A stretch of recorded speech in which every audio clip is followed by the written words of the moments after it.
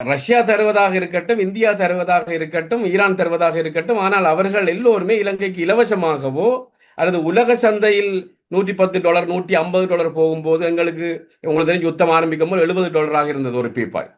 அப்ப அந்த 70-80 தருவார்களா? இப்ப எண்ணெய் தருவது இருக்கட்டும். முதலாவது விஷயம் எண்ணெய், அடுத்தது குறைந்த விலையில். அப்போ எங்களுக்கு எண்ணெய் கிடைக்கும், ஆனா அந்த விலையை கொடுக்கக்கூடிய நிலைமையில் நாங்கள் இருக்கிறோமான்னு தான் பிரச்சனை. அவர்கள் குறைந்த விலைக்கு தருவார்கள் என்றால் இலங்கைக்கு பாதிப்பு வராது.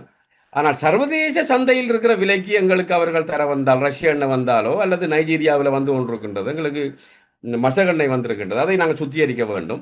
ஆகவே அந்த விலையை கூடுதலான விலைக்கு பெற்று குறைவாக கொடுக்கும் போது என்ன நடக்கும் விலங்கு பொருளாதாரத்துக்கு? அந்த இயலுமை எங்கள்கிட்ட போதிய அளவு அந்நிய செலாவணி இருக்கின்றதா, அல்லது விலையை தாங்கக்கூடிய அளவில் இலங்கை மக்களும் இலங்கை பொருளாதாரம் இருக்கின்றதா என்பதுதான் கேள்வி. எண்ணெய் கிடைப்பனவு மட்டுமல்ல, விலையும் இங்கே முக்கியமானது. நாட்டின் வறட்சி விவசாயத்தை பாதிப்பதற்கான வாய்ப்புகள் இருப்பதாக எதிர்பார்க்கப்படுகிறது.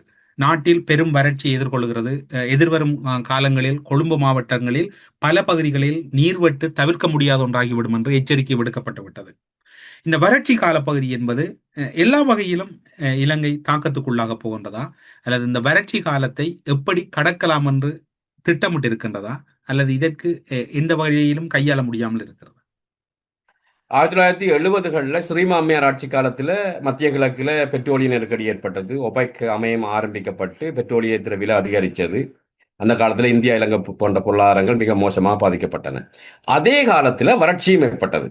ஆக 70களில் ஏற்பட்ட நிலைமை இப்பொழுதும் ஏற்பட்டு கொண்டிருக்கின்றது. அதுதான் ஸ்ரீமாமையாருடைய அரசாங்கம் மிக மோசமாக தோல்வியை தழுவதற்கும் காரணமாக அமைந்தது. இது வரலாற்று பதிவு. ரெண்டாவது, உங்களுக்கு தெரியும், இன்றும் நான் பார்த்தேன் பலர் குடிநீர் போத்தல்களை எல்லாம் வாங்கி கொண்டு செல்கிறார்கள் கூடிய அளவு. ஆகவே வறட்சி பாதிக்க தொடங்கி இருக்கின்றது. நீர்வட்டு வரலாம் என்று மக்கள் அஞ்சுகிறார்கள். அதற்கு அரசாங்கம் ஒன்றுமே செய்யலாது. இப்ப நீர்த்தேக்கங்களில் நீர் இல்லை, வறண்டு விட்டது என்று சொன்னால், கொழும்பு மாவட்டம் போன்ற முற்றுமுழுதாக நகரமயமாக்கப்பட்ட இடங்களில் இருப்பவர்கள் மிகப்பெரிய சிரமங்களை எதிர்கொள்வார்கள். கிராமப்புறங்கள் தப்பிவிடும், அவர்களுக்கு கிணற்று தண்ணி இருக்கின்றது. அங்கே குழாய் நீரில் தங்கி இருப்பவர்கள் மிக மோசமாக பாதிக்கப்படுவார்கள்.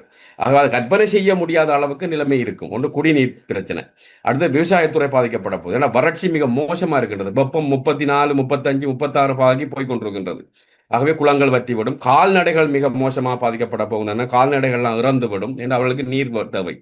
ஆகவே ஒன்று விவசாயம் பாதிக்கப்படும், கால்நடைகள் இறந்துவிடும். அடுத்த மக்களுக்கு குடிநீர் தண்ணி, விவசாயத்துக்கு தண்ணி பிரச்சனை, தென்னை மரங்கள் வறட்சியால் பாதிக்கப்படும். ஆகவே இலங்கையுடைய மொத்த உற்பத்தி துறையும் பாதிக்கப்படும். இறக்குமதி செய்யக்கூடிய அளவில் இலங்கை பொருளாதாரமும் இருக்கின்றதா என்றதான் கேள்வி. எங்கள்கிட்ட எவ்வளவு பணம் இருக்கின்றது?